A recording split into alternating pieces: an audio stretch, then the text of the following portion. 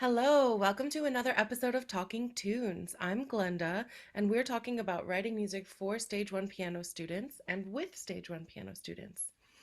The video today is the first of three showing examples of writing ornaments in Stage 1 music. Each of the three videos will highlight an ornament etude from Oclef Piano Tales' recent digital musical, Bach in Time. Be sure to check it out. When we first started writing this show, I was a bit unsure if it was wise of us to have chosen ornaments as the focus, a concept usually taught to more advanced students.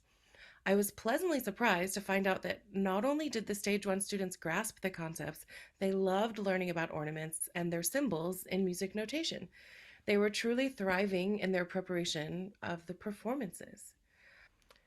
The example piece we will focus on today is Sarabande for Spring. I have three main tips exemplified in this piece for incorporating ornaments into Stage 1 music. So the first tip I have, or suggestion, is presenting the motive first without the ornament and then with the ornament. So for example, the very first thing, 1, 3, 5, and then again, but with the ornament. 1, 3, 5. And then I do the very same thing here. 5, 4, 3, and then with the ornament. 5, 4, 3, and then the very same thing for these last two measures. So right here we have first the measure, the musical motive without the ornaments, and then with the ornaments. Same thing here, and same thing here. And this is really the way that we practice ornaments, right? First, you have to be able to play the notes and the rhythm without the ornament and then add it in. So just incorporating that already in the music gives the performer some context for the ornament.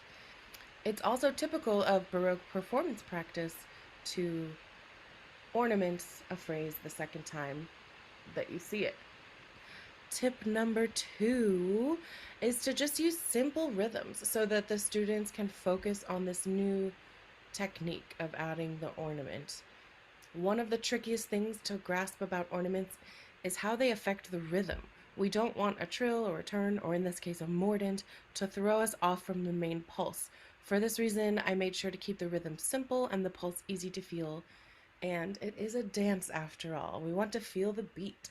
So you can see my rhythms are all quarter notes, half notes, dotted half notes in the left hand. The third tip that I found really helpful is including a listening or play along track with the piece. The reason that this turned out to be so important is because ornaments are something we really learn by ear. It's a symbol that we learn to attach musical meaning to, or we learn to attach a specific sound to.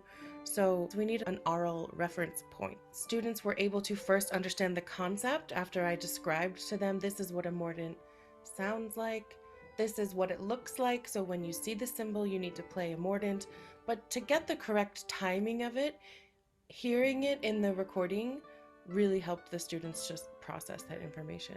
And then as a bonus, the listening track became an orchestral performance background track for the performances. Thank you for watching this episode of Talking Tunes. I'm Glenda. Be sure to subscribe to our 8VA channel and tune in next time for another episode of Talking Tunes.